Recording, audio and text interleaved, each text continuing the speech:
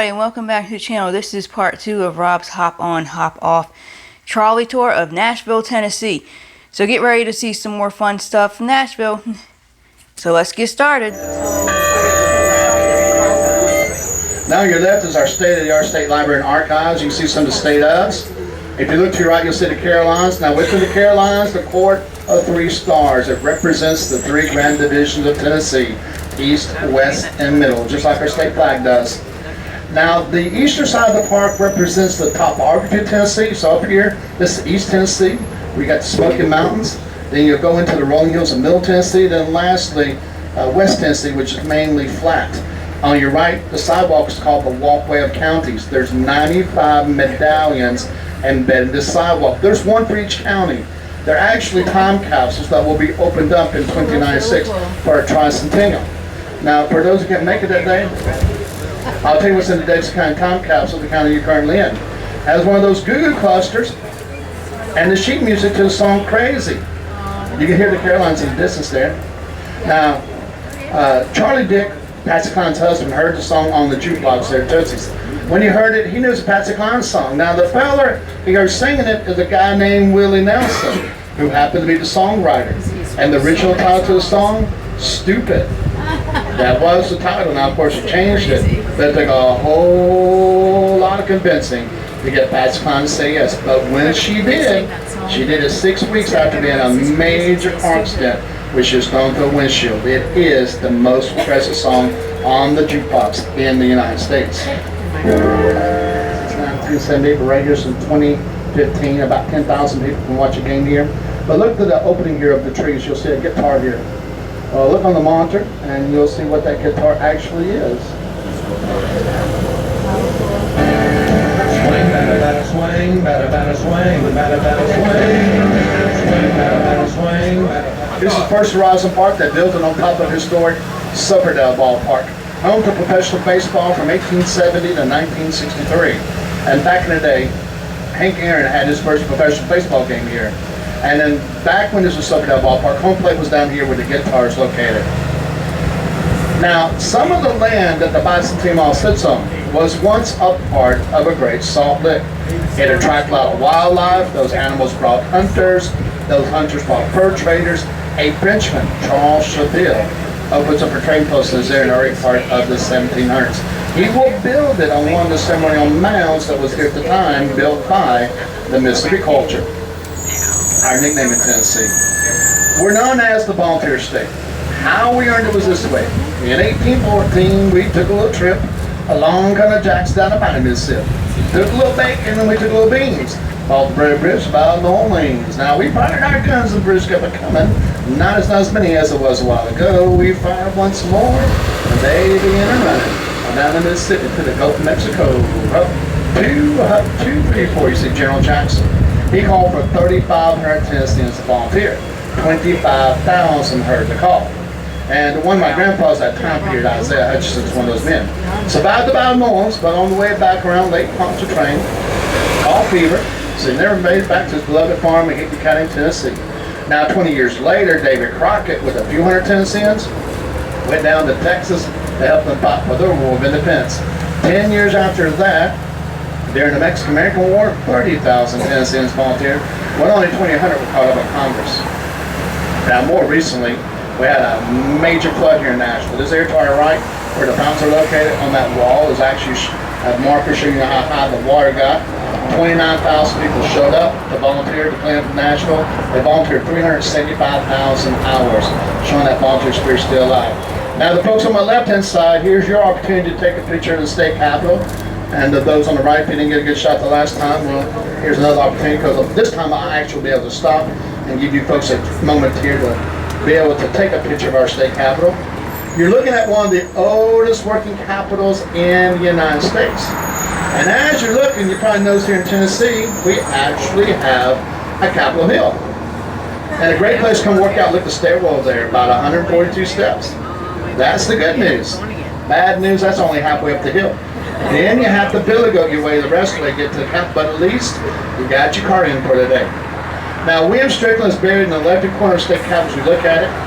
And then the guy who was the president of the committee for the building of the state capitol. He's on the other side, Mr. Morgan. Now, Mr. Morgan and William Strickland did not get along at all. There was, because the Capitol was running over budget, so they were constantly arguing with each other. And some folks say late in the evening time, sometimes you can hear those two gentlemen still arguing over the state Capitol. Now, to the left of the Capitol, that group of trees at the top of the hill, that's where you'll find President James K. Polk and his wife Sarah Cheers Polk buried. So not only does this stand for is a capital where the legislature comes to make the laws in Tennessee, you can also say it's basically a mausoleum, because you got two bodies in the Capitol and you got two folks buried in the grounds of the state Capitol.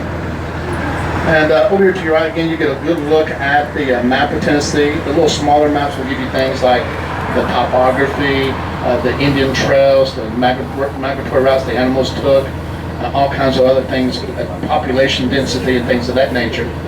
And on the other side is going to be the bounds of Tennessee rivers. Anybody got any questions at all? Any questions at all? Now, for those on the right-hand side, you might be able to see that steel spike here to the right. For those who can see it, that is going to be 0 milestone for Tennessee. So if you drove into Tennessee and you're like, you said you're 60 miles away from Nashville, that is the 0 milestone for that.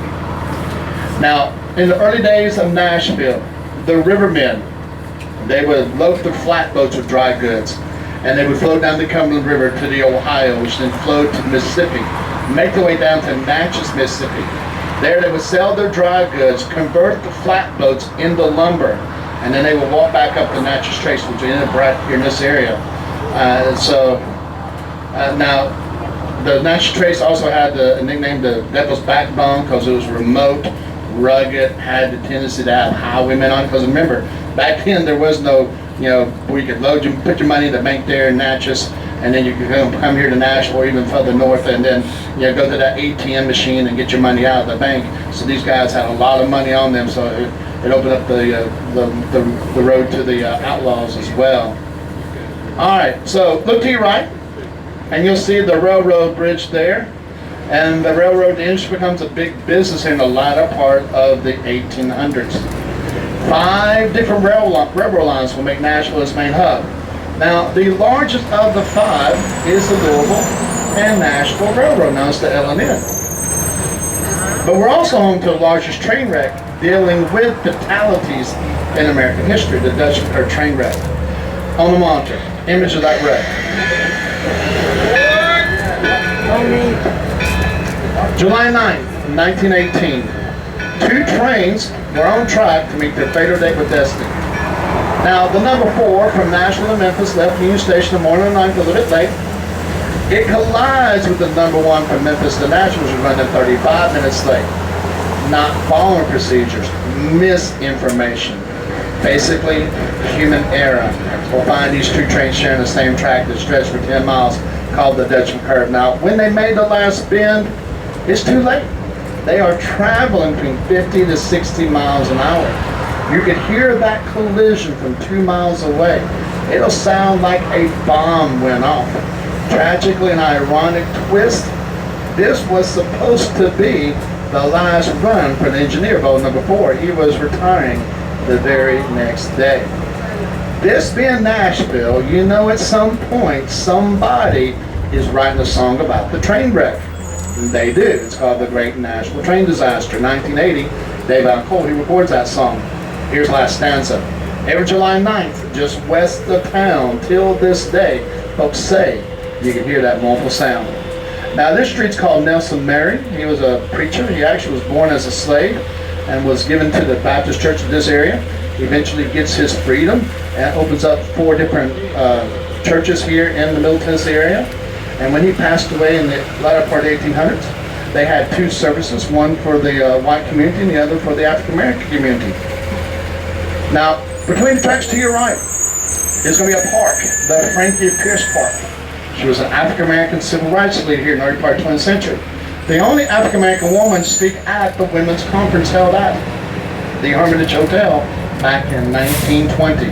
It is a combination of dog park, playground, you can play beach volleyball, and once we clear this bridge, look back to your right, you'll see another mural for Frankie Pierce. Now, at that speech she had at the women's conference, one of the things she said was, we are asking only for one thing, a square deal. Now we're heading into Capitol View. And all of these buildings have been built since 2016. All your left is apartment living. To the left of the parking garage is a Publix. So now the folks that live downtown, about 15 to 20,000, have a grocery store they go to. Up until the fall 2019, well, they were going out to the suburbs. Now at the red light, across the street to your left on that corner is ML Rose, which is going to be a craft beer and a burger joint. At that red light to your left, you'll find a hot chicken place. There's Club Pilates, boutique shopping, as well as many other things in that direction. On the corner to your left is a taco place. And I don't know if it's open up yet, but soon we're going to have a seafood place here on our right-hand side. But we arrived to stop number 6. And we'll have our trolley here back between minutes or so. But the last tour today is the stop 1 at 4 o'clock. And remember, all tours after 4 o'clock will end at the Country Music Hall of Fame, which is when we stop number 13. So here we are, stop number 6. Let this part going out of here.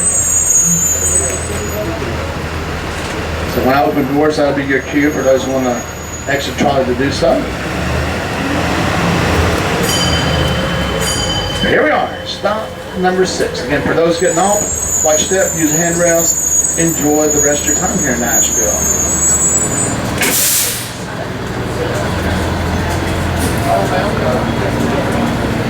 Right here. What's the phone for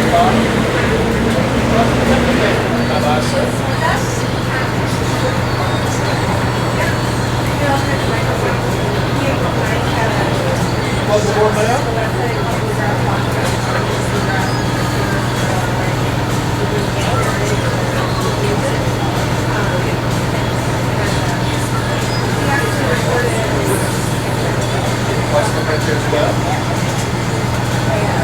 And my name is Hutch. So we're heading to Marathon Village, inside the old Marathon Motor Works, a division of Southern Engine and Boiler Works out of Jackson, Tennessee. Their executives were very much interested in this new phenomena called the horseless carriage. Now, they hired 30-year-old engineer William Collier to design them one. In their 1906 newsletter, they wrote about Mr. Collier's gas-powered vehicle. It said, it should move, but it don't. Well, by 1907, he had that car moving. They moved the company right up here. They bought the Nashville Cotton Mill, which had been built back in 1881. On a monitor, you'll see images of the Marathon car. Originally, they wanted to name the car company Southern. That name was already taken. So they had a contest, and I'm guessing the person that won it was inspired by the idea the city was known as the Athens of the South. Greek architecture, multiple higher learning institutions like Vanderbilt, Fisk, Tennessee State University, Belmont, Lipscomb, Tribeca, so many others. But also, they had the first public school system to be established in the South back in 1855, and then with a little added inspiration from St. Louis in 1904, they host the Olympics, and one of the events is the marathon.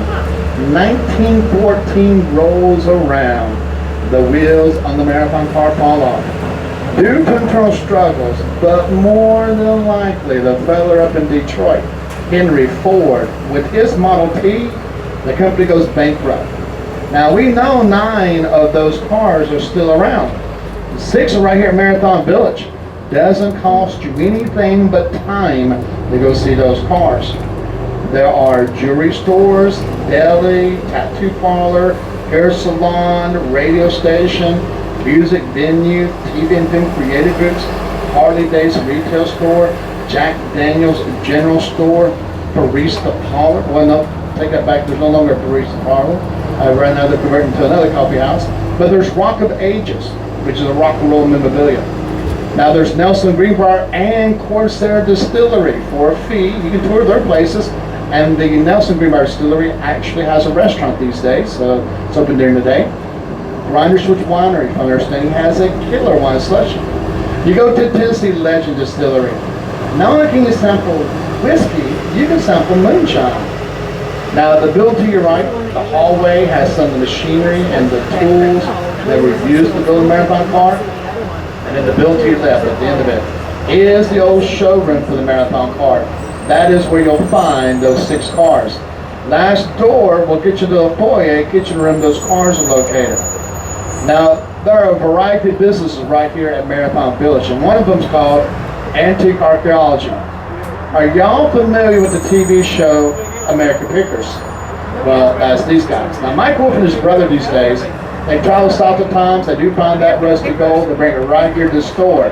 Now, what they don't leave at the store, they take to the other store that's in LeClaire, Iowa. Now, Mike Wolf liked the air so much, he actually bought a house down in Leakersford, Tennessee. So at times you will find near the store, somebody gets to have their pictures made with him. On your left is an example of what a gas station would look like in the early part of the 20th century when the marathon cars were on the road. And here on your right, the marathon logo, the rooster above the door. You see that door opening up there? That's Antique Archaeology. That is the American Picker Stores. Or the American Picker Store. We'll have a trolley here by every 20 minutes or so. But the last tour of the day is going to leave stop 1 at 4 o'clock. For those getting off, watch step, use the handrails. And remember, all tours after 4 o'clock will end up at stop number 13, the Country Music Hall of Fame. It's been my honor, my pleasure to share with you things I know about Nashville. You're welcome. Did you enjoy your time meeting? My name is... All right, I'm going to pull up, folks, and let you know I will leave at 12 o'clock. So for those who want to quickly get off and go into Antique Archaeology, you got a little time.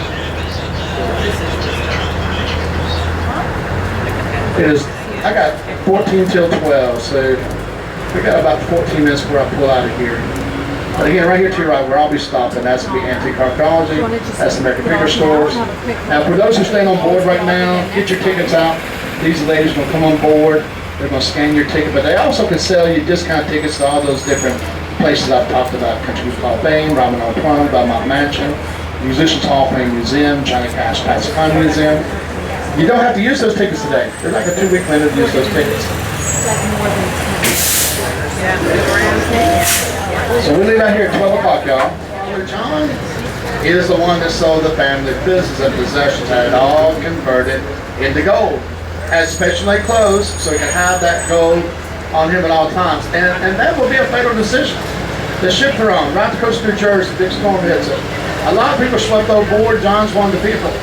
But due to the weight of gold, he sunk to the bottom of the Atlantic Ocean. Family right here broke and fatherless. Last 2 windows to your left is where the marathon cars are located. Now, they were built here from 1910 to 1914. Built every aspect of the car right here in their factory. Didn't drop out any components. Only car to be manufactured in its entirety until they started building Nissan cars there in Smyrna in the 1980s. Charles Nelson. Now, he makes it here to Nashville right before the Civil War. Opens up a grocery store. Biggest sellers are meat, coffee, and whiskey. Now, over time, he decides to go to the whiskey business, so he buys the distillery that they're making his whiskey, the Greenbrier Distillery. Greenbrier's community about 3 miles to the north of us, so to your right, and on your right-hand side, is the Nelson Greenbrier Distillery and restaurant. They will become one of the largest whiskey makers in the United States. You can buy it from Jacksonville, Florida, San Francisco, California, Paris, France, even the Philippines.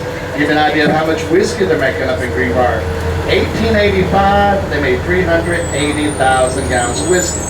Now, Jack Daniels, in comparison down in Lynchburg, that same year, well, they made around 24,000 gallons of whiskey. But they will shut that distillery down in Greenbrier down in 1909. To be honest, we shut down all distilleries in Tennessee. We had our own state prohibition laws. Was not the first time we did it. We did it back in the 1840s as well. On your right, Watkins Park. Then on the other side, the Martin Luther King Academic Magnet School today. But the 1920s, that's Pearl High School, the all-black high school in town. That's where David Thomas graduates from. You'll learn more about him when we get over to the Vanderbilt part of the tour. Behind us, to our right, maybe 5 to 8 blocks, is a university founded right after the Civil War. It was called the Fisk Preschool for Colors. Now, the age of the students, 7 to 70, and they originally met in barracks near present-day Union Station, which is to your front and left in that direction. 1871, they buy the Union camp back there called Fort Gillum. The next year, they reorganized. That's what became known as Fisk University. Now, their core group, soon to be known as the Fifth Jubilee Singers. They go on a fundraising tour for their beloved school, make enough money in the tour to pay for land and the first building there called Jubilee Hall. Now on the monitor you'll see images of the Fifth Jubilee Singers. The audio, at least some of it, goes back to 1909. Oh Lord, I've done what you call me to do. Oh Lord, I've done what you call me to do.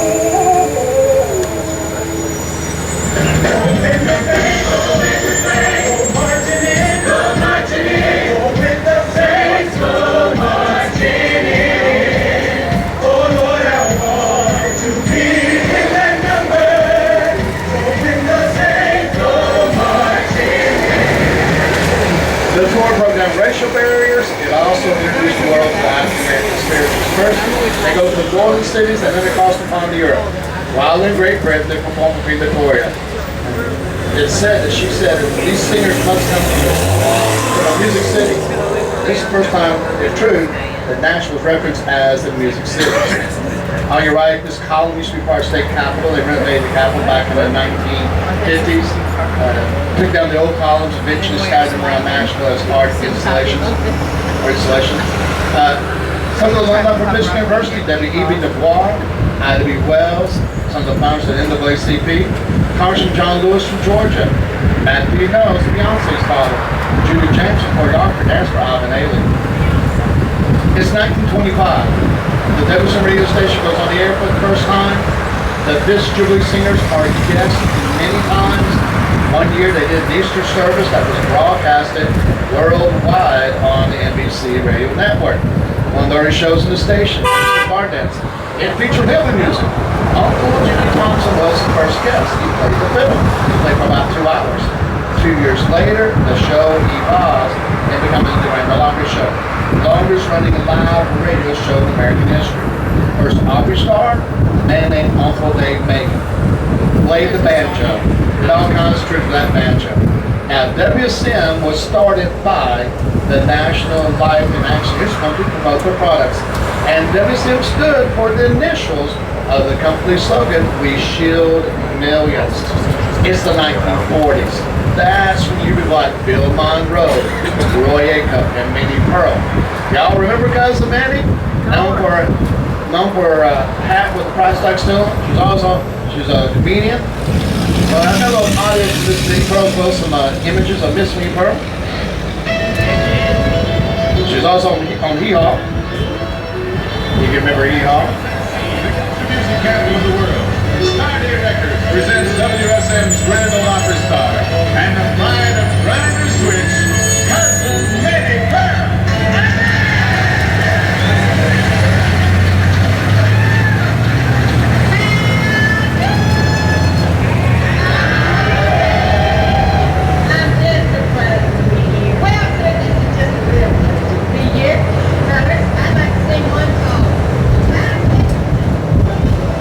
Miss Minnie has an association with music just like Nashville, but also a relationship with our largest employer, healthcare. As we make our way up Charlotte Avenue, on your left side, 9 different hospitals in that general direction. 500 healthcare comes in town. 17 of them make Nashville their national headquarters. Now they all employ about 270,000 people at about $45+ billion to our local economy. But where's that connection with Minnie Pearl? Her real name is Sarah Abdelia Colley Cannon. She's a 2-time cancer survivor. So after her treatment, she became a spokesperson for cancer awareness, but also did a lot of fundraising for cancer research. To honor her, the place that done her treatments well, they renamed themselves after her, became known as the Sarah Cannon Research Institute. Now these days, it's called Sarah Cannon. So if you look past this building on the corner, the next one will say Sarah Cannon. Now my father's people were from Hickman County, Tennessee. And my grandmother, when she was a little girl in the 1920s, she took dance lessons. Her dance teacher is going to be Minnie Pearl. Now, it's rural Middle Tennessee. We're talking the 1920s. But she taught her how to do the Charleston. Now, I don't know if you knew this, but back then, the Charleston was considered a pretty risque dance. But she taught her the Charleston as well as some other dances. Now we're heading to the Parthenon. It's inside Centennial Park. And both were created to celebrate our centennial back in 1897. Now, in the monitor, you'll see images of our centennial. Opens up May 1st, 1897 at noon, when President William McKinley's in the White House. Now, he will press a button. It sends an electric relay here to Nashville. Fires off a cannon. It also starts the mechanism that cranks open the gates to Tennessee's Centennial and International Exposition. It's built to the scale of a World's Fair, but it's not one, just the scale of one. They were mimicking the Chicago's World's Fair, which had been very popular a few years before. The only thing left original, built specifically for Centennial, is this lake here in front of us, Lake Watauga, named for the settlement in East Tennessee that many of the early settlers come from. And at one point in the history of the lake, someone had an idea. They went, hey, we could put alligators here. And they did. So at one point, 2 alligators lived here, and then the pigeons start disappearing.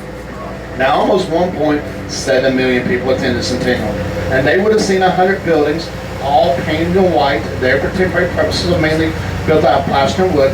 Pyramid for the city of Memphis, Colorado gold mine, Chinese village, 75-foot tall giant seesaw. Each car will handle about 20 people, get you about 200 feet above the ground, give you a great view of Nashville of the day.